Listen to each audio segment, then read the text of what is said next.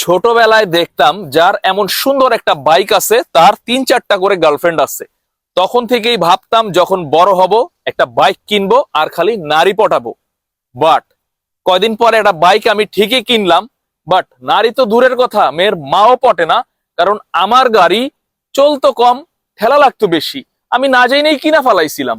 So তোমরা যারা R15 version 3 এই মডেলটা কেনার কথা ভাবতেছো, তোমরা অবশ্যই এই রিভিউটা আগে দেখে নিও। কারণ এই রিভিউটা দেখলে তুমি কিন্তু জানতে পারবা এই বাইকের ভালো দিক কি, এই বাইকের খারাপ দিক কি, এই বাইকের রিসেল ভ্যালু কেমন, এভরিথিং। পরে কিন্তু আমার মতো ঠেলাঠেলি করতে হবে না।